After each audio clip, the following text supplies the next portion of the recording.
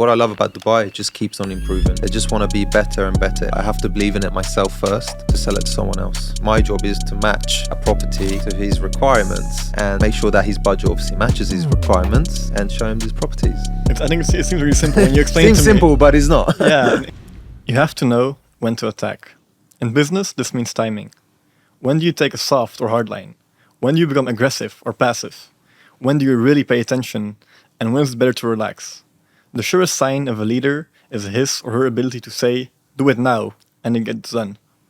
Knowing when to attack is also the easiest leadership quality to detect in junior employees. Few things catch my attention more quickly than a forceful memo from a lieutenant urging us to attack a flank now. If I agree and we win the battle, that lieutenant will soon be a captain. Bardia, this is the book What They Still Don't Teach You at Harvard University, written by Mark Cormack. I'd like to give this to you as a gift to start the podcast.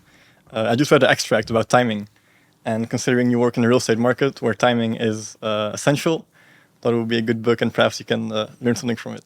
Thank you for the book. It's actually my first Harvard Business School book, so I'm definitely going to start reading it. Actually, one of my things I actually want to do is actually start reading.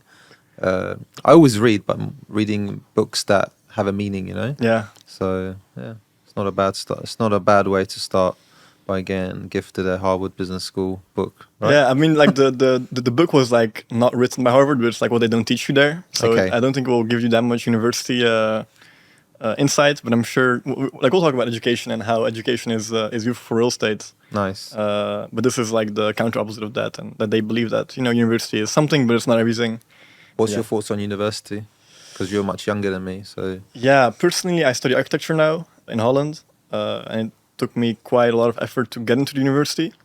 And I think like the value of university is getting in. Like for example, like the Ivy League schools, the way I see it is that when like imagine you would be hiring for like a good broker in your company.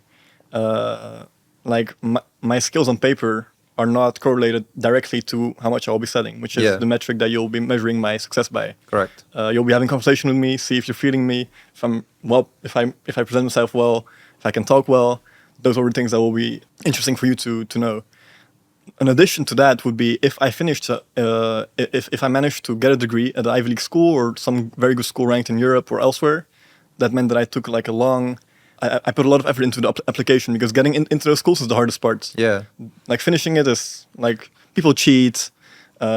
People will find like ways to get through the education without really doing that. So I don't think like now with all the modern ways that you can.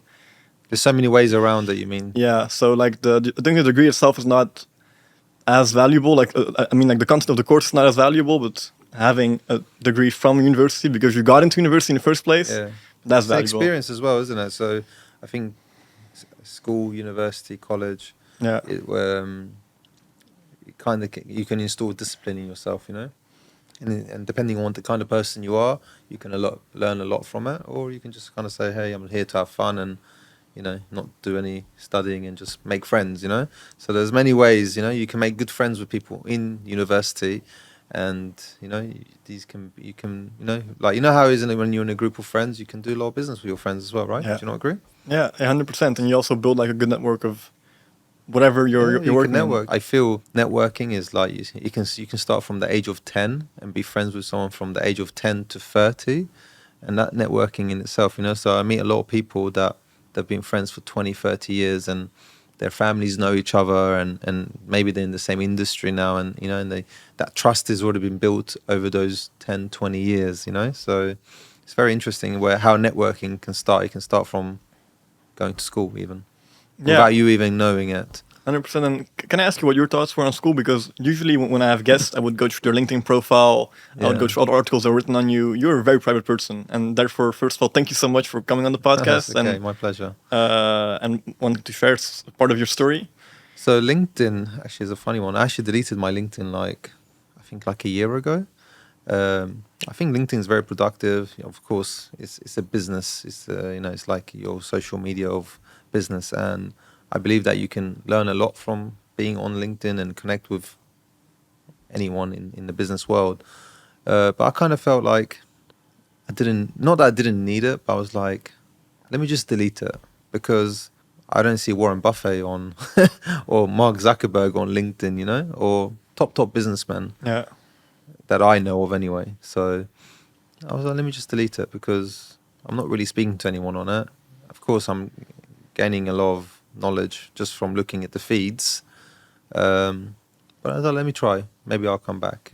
So that was my idea. And actually, I don't even think about LinkedIn, to be honest with you. Now you just mentioned it. Yeah. I've just kind of brought up this subject, but I don't really think about it. Interesting. And I actually think Instagram is a more powerful tool than LinkedIn. yeah, and now If you want to go, if you know, because a lot of people, they want to network and meet a lot of people. And even in the business world, I think Instagram, you know, you can send a message to anyone in the world. So you know, maybe they open that message or maybe they don't. But you have the opportunity to send a message to Cristiano Ronaldo. Might not. He probably won't look at it, or he might. You never know, you know. So 100%. And I think the only difference between Instagram and LinkedIn would be that on LinkedIn, the first thing you see when you open someone's page is their credentials, their work experience, yeah, what they've done in the past, their endorsements. And on Instagram, imagine you would be working with a very high net worth individual. correct. Depending on the person, like there are people that are very private, but also people that are like more flashy. And I think nowadays, like people rent cars, they rent watches, they borrow clothes. Rent watches, yeah. There's everything now. So like people create as a, like they make like a facade of themselves that Yeah. is not realistic. Yeah. So I think that's the only danger. But when you're aware of that, like you can kind of sense when someone is genuine or not. 100%. I think, especially now in the last few years, you see a lot of people flexing on Instagram, and some people have the money and they do it, and some people, like you said, they're renting their cars and watches and whatnot. So it's just the way the culture is these days. Do you not agree? Yeah, 100%. And like you also briefly mentioned networking, and Yeah. I think in your branch of work, networking is like one of the most important skills that you need in order to like expand. Correct me if I'm wrong. Of course, networking is very important, but me personally, myself, I never go to an event to get clients. You know, it's just not my style. Yeah. But networking is super important. The people you hang out with is super important. The way you even position yourself as a person, you know, because I'm in the luxury market myself. So the way I position myself is very important, because I can't, you know, if you're showing a luxury property and you're not, you know, meeting those criteria of a luxury broker, then, you know, then you're not a luxury. You know, how can you need to be a luxury broker to sell luxury property, in my opinion. It makes sense. You need to always, you know, understand where to position yourself in that sense. I'm interested because you're mentioning this. We had a very small talk before the podcast, but I don't know much about you. I've just seen your Instagram profile, and I read the articles that were there. Yeah. Very little. Could you tell me about how you got started and how you got where you're now? Because like obviously you've done a lot and you came really far. You've been working for more than 16 years in real estate. If So I started real estate in 2006. The way I started real estate was, so my dad, he was buying properties. I used to live in England before I moved to Dubai, and basically my dad, he was looking to buy a few investment properties at the time, and he was like, can you not help me? But he was like, before the internet, it used to be magazines, it used to be called The Latest Homes. And he was like, can you look for one, you know, just see which one you like? And I was like, okay. Anyway, so every Tuesday, this magazine used to come out. So I used to run to the estate agents, as they would call in the UK, and pick up one of these magazines and go through it. I was like, oh, this is nice. Anyway, my dad ended up buying, I think, one or two of those, which I picked. And then I kind of found a passion. And I used to go on viewings with my dad as well. So I was like, oh, this is cool, you know. I just found my dad a property. And I was like, I didn't have an ambition to go to university. So I was like, after college, what shall I do? You know, I've always had that entrepreneurial skills, I would say. It comes without you even knowing it. So when I was in school, I used to sell, you know, like when it's Christmas, postcards, like Merry Christmas. Yeah. So I used to buy them and sell them in school, you know. So I always had that entrepreneurial, you know, mindset without even knowing it, actually. So anyway, my dad found a property, and I was like, I don't want to go to university. What do I do? And I was like, okay. So I found my dad a property. Let me go and become an estate agent, or a real estate broker, as they call it here in Dubai. And handed out my CVs, and I got a few interviews, and ended up getting this interview, and I got the job. And then after 12 months, I was their top salesperson, and it was a big company in the UK. They have many branches all over England. And then after 12 months, I got headhunted for another company, which was an international brand. They were just opening up in the city that I was working in. And I was there, and again, became top salesperson in that company. You know, in the UK is you can be the best in the room, but if your age is 17, 18, 19, they're not really going to respect you. It's just the way it is. I mean, my personal opinion at that time. So I kind of left, and then I was planning to do other things. And then Dubai came up. I'd never been to Dubai, and I started, and I came to Dubai, and I was like, what do I do in Dubai? Real estate. So then I just joined the company here in Dubai. And then actually the story is I didn't just join a company in Dubai. I saw an advert on a website when I was on the internet. They were holding interviews in London. And I was like, let me just put my CV in. I didn't think much about it. I didn't plan to come to Dubai. And they emailed me like a week later. They're saying, we're coming to London. I think it was King's Cross, some hotel in King's Cross. I can't remember the hotel exactly. I grew up in Brighton, so I don't live in London. So I'd have to take the train or drive up there. And I remember I put on my suit to go to this interview on that date. And my dad was like, where are you going? and and I didn't tell him I'm going for this interview because I wasn't sure even if I was going to move to Dubai. You know, I didn't even want to put that in their head that I was thinking of such move. You know, I was like, I'll just go a meeting, and he was like, okay. Anyway, ended up taking. I think I took the train to London, had this interview, got promised the world, you know, by this company, and apparently they had offices in Qatar, Australia, Dubai. I was like, I took the job, and then I told my parents, and my dad was like, you're 22 years old, where are you going to go? Like, at that time, I didn't even leave, and I was living with my parents, you know. Yeah. So it was such a big move, and Different country, living different alone. country, different culture. But of course, I'm a Muslim, so I understand the culture. And then, I go for the job, and then I didn't realize that it's a commission-based role till I got the offer letter. Yeah. And I told my dad, oh, it's not, and I didn't tell my dad it's commission-based. I said, oh, there's a salary involved. Because if I told him it's commission-based at the time, I mean... For the people that don't know what commission-based is versus salary, what is the difference? So commission-based is, there is no salary. It's Zero. just zero. If you don't perform, you get nothing. If you don't perform, you don't get anything. So, and I never worked in such job where there's 0% salary and what you earn is what you get. So I was like, okay. I was 22. I had nothing to lose. And then got the offer letter, and then I moved to Dubai on the 2nd of January, 2012. And then, of course, what the Dubai we see today is not the Dubai of 12 years ago, because it's just different, you know. Of course, Dubai is, even then, it was an amazing place, to be honest with you. But Dubai, what I love about Dubai, it just keeps on improving. They just want to be better and better every day. And the vision of His Highness, you know, we're seeing today, you know, what Dubai is, and it's fantastic.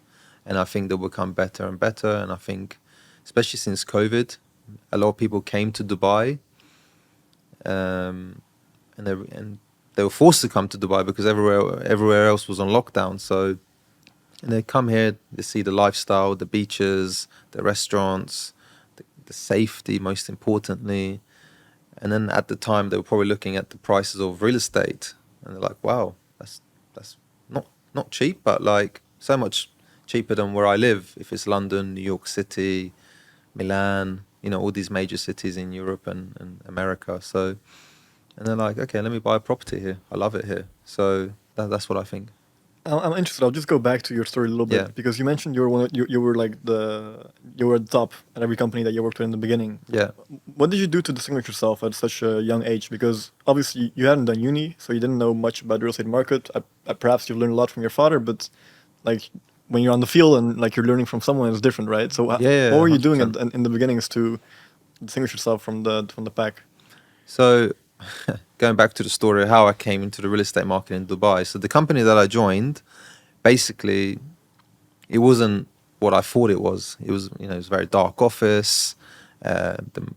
I felt the guy, it wasn't what they mentioned in London. So after a month, um, so actually, no, what I did was I was there for 4 weeks, but I did a few rentals.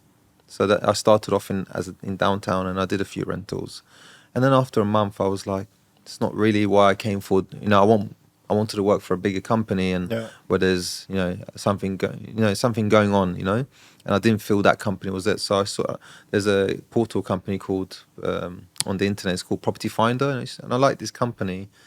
And then I was like, let me go there for an interview. And I met these two guys. They were partners, and European company. And then I ended up joining them. They had about 50 brokers. So I worked in that company. Oh. There were about 50 real estate brokers working on 0% commission. And in my first year, I was top salesperson in that company at the age of 23. How? How? Honestly, back then, well, not even back then, just in general, you got to put in the work, you know? But back then, I was very hungry to make it because I came to Dubai with not much money, you know? So you'd got to make money, right? Sounds logical. Yeah. So I was just literally working day and night, meeting clients all the time, going to properties. I didn't know anything about Dubai, you know, so it's a process in itself. But I became a specialist in Palm Jumeirah, so I literally had to be there 24/7 just to understand what are people doing there, you know, like which coffee shop is busy, you know, You're really studying. yeah, studying which coffee shop, which restaurants there were at the time, you know, like just to understand everything about Palm Jumeirah, understanding floor plans of the buildings, understanding everything A to Z, meeting clients. When I'm speaking to a client, that I'm knowledgeable, understanding what the price of a 1 bed, 2 bed, 3 bed, or a villa is on the Palm, you know. So it's just the knowledge, and you've got to really educate yourself on that. And of course, at the same time, you've got to sell, right? So the way I see it is someone's going to spend money on it anyway. So they need to deal with a broker that is knowledgeable, understanding the market. And honestly, I can say in my 11 years in Dubai, I don't think I've sold a property to anyone that has lost money.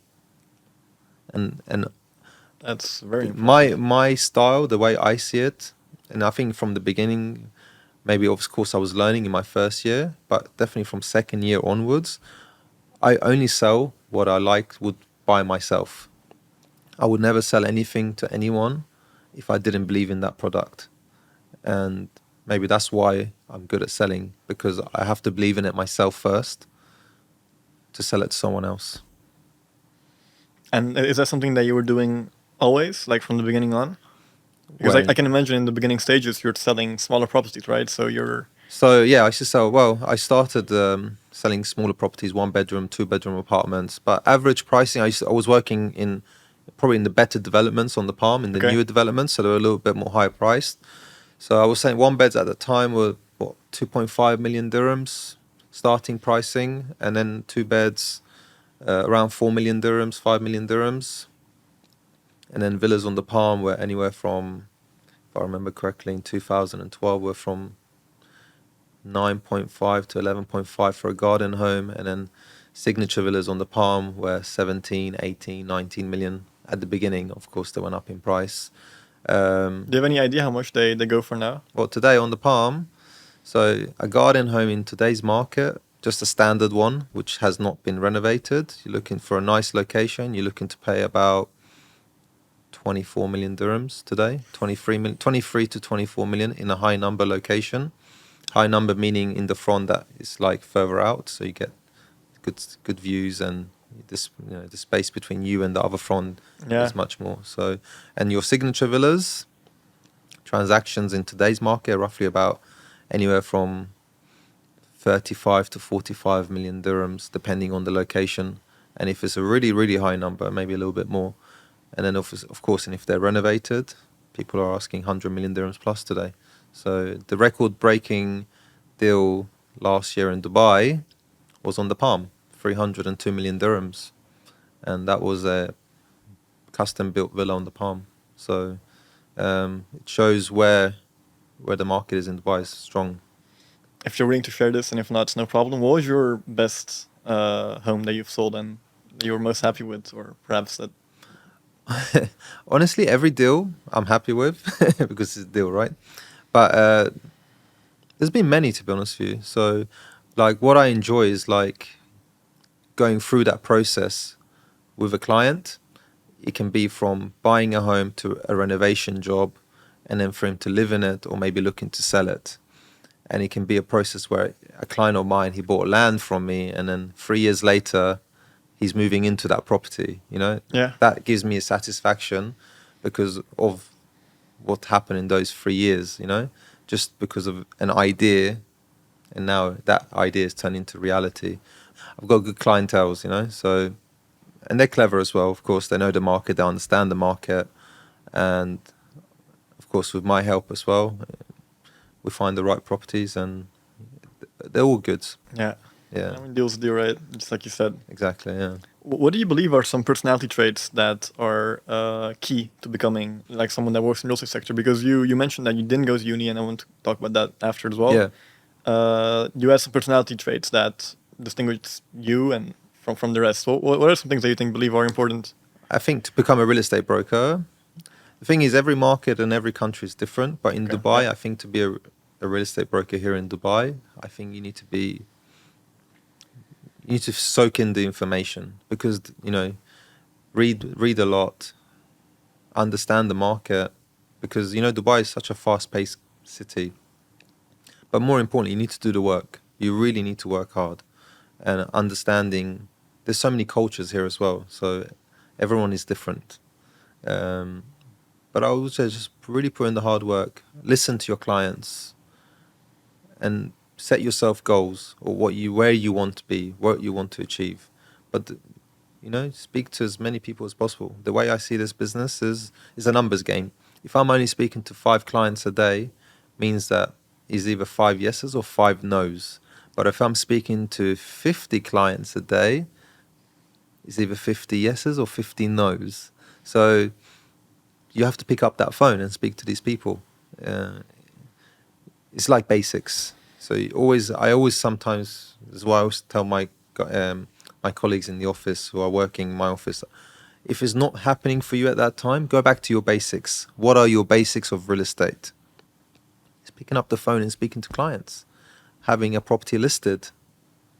You know, you have to have something to sell. You know, if you don't have any listings and you don't have any clients, sorry, if you don't have any listings, you're not going to get any clients. But if you have listings, you will get clients because they're seeing it on the internet or social media, and they will call you, right? And it's up to you how you qualify that client that comes and obviously views that property. You know, so I think doing your due diligence is very important. A lot of things are important, you know, and you got to be. I feel like a lot of brokers, you know, sometimes they're not listening. Yeah. You know, you have to listen, and you have to be knowledgeable, understand where you position yourself in the market. Because at the end of the day, if you're trying to sell a 20 million dirham property and you don't know what next door is worth or who's buying, or you know, buyers, they want to know what the houses are sold in that area. So you just got to really look at data. Information is so important. And of course, being a salesperson is, at the end of the day, you're selling a lifestyle. It's not always about selling. So if someone wants to live on the palm, you know, he wants to buy that lifestyle, right? So he's already made his mind up that he wants to be on the beach. So my job is to match a property to his requirements. So in reality, 50% has already been done. So he's already made his mind up that he's going to spend this amount of money to live on the beach, and he wants it to be, for example, on Palm Jumeirah. So it's up to me to get him that property, and obviously show him the right property. So I need to listen to his requirements and make sure that his budget obviously matches his requirements, and show him these properties. Yeah.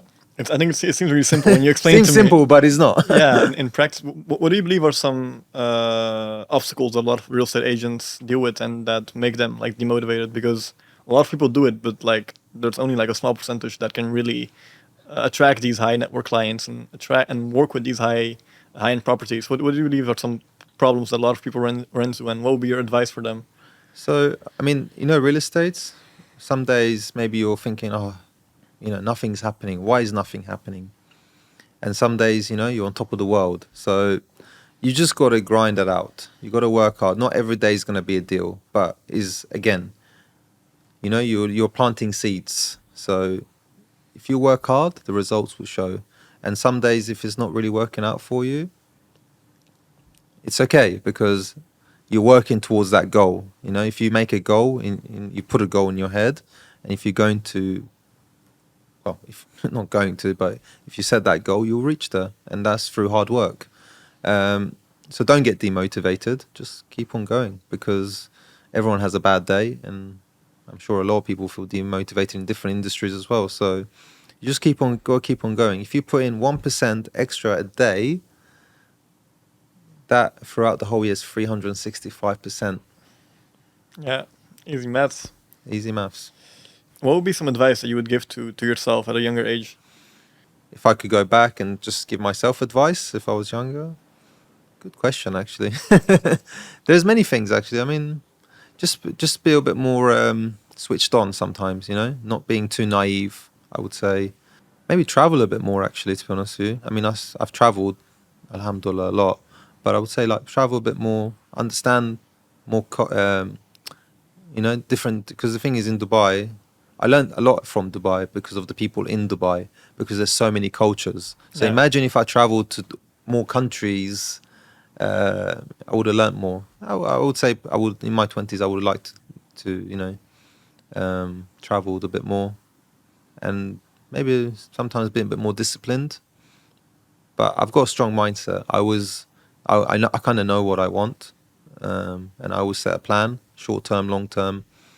And I think, obviously, as time has gone and I've grown and become a little bit older, I kind of, I'm very strict with my goals. And if you're strict with your goals, you'll achieve those goals. You were talking about your goals also before the podcast. I asked you like, why did you call on my podcast? Because like I haven't been doing this for a very long time, but Yeah, you did want to come on. You mentioned that it was actually one of your goals to start doing this more. yeah.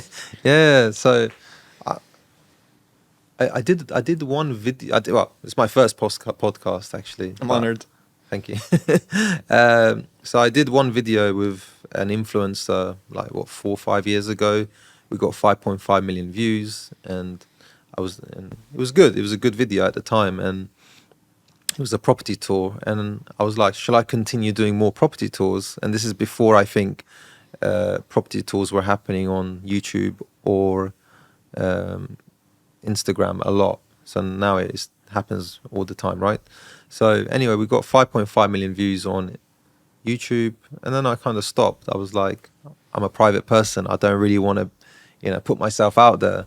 But this year, I said to myself, actually not this year, but like November, December last year, I was like, what do I need to do? Because I'm good at my job. I have good clients already, but it's not bad to always get more exposure, right?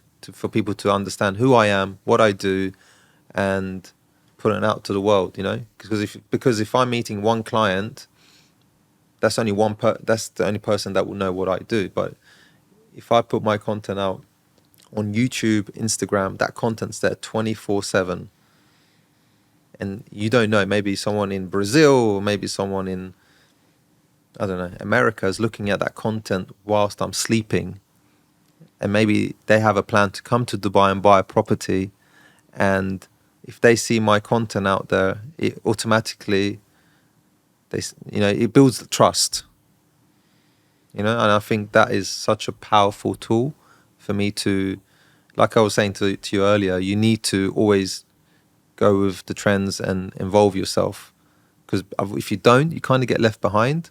So you can't always be stuck with your old ideas. You always have to go forward. Yeah, I think like you're nailing it. It's very interesting that you're talking about like the new ways of social media and like the new ways to actually improve yourself. Are there some other goals that were on that list that you want to work on in the next year, or things that you can share? Um, I mean, I have some exciting things in the pipeline of what I want to do, but I don't want to just, say I'm going to do it, and then if Yeah, it doesn't 100%. happen, I understand. so I'd rather keep that private right now. But I've got some many exciting things happening, which I've got planned for myself in the next 12 months, 24 months with my team. I think it's super important to have a good team behind you, and I do have a good team. We're a small team. We're not a company of 100 people or 200 people, because when I first set up my company, it was never to kind of have these kind of numbers. When I mean team, is a good circle that are working daily, trying to improve our business as well. So at the moment, we're roughly about 15 brokers in my company. And touch wood, they're all working hard, and they're earning money. So what's the next goals? How do we become better? So these are the goals that I have, and you never know. I think the opportunities in Dubai are endless. You can do a lot of things in this city, and I think right now everything is very positive. So there's a lot of opportunities, and the whole world wants to come to Dubai. And what do they need? They need a roof over their head, right? Yeah. Do you think real estate will still be as booming as it was before, even in the coming years? Because you mentioned that there are a lot of properties being built now. Will that continue happening? So in regards to, I don't like to call it a boom.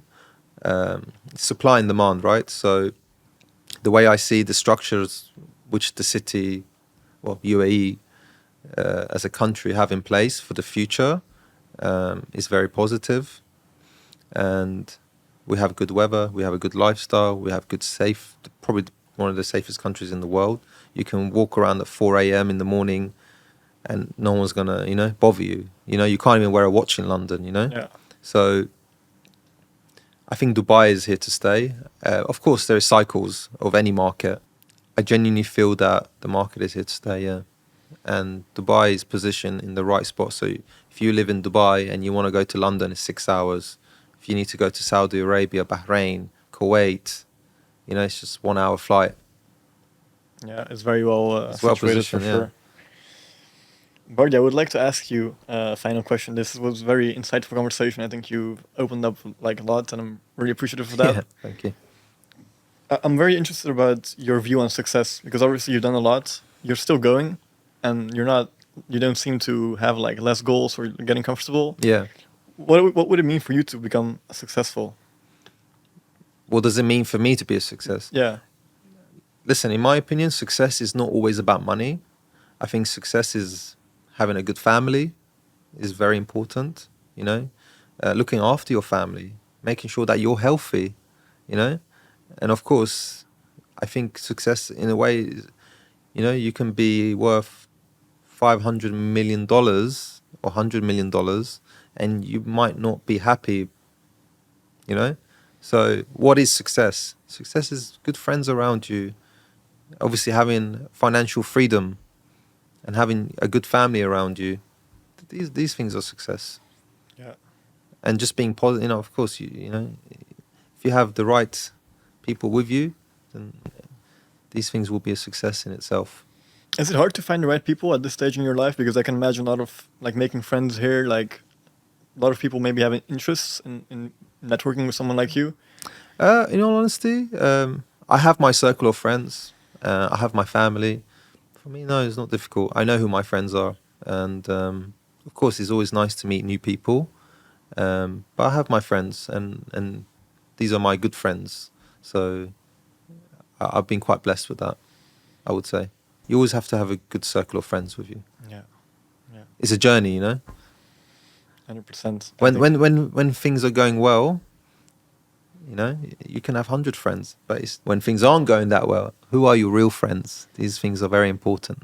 So I've got good friends, and I feel like I'm in a good, happy place. I'm sure you're going to continue being in a happy place and continuing to reach a lot of success, hopefully. And Thank you.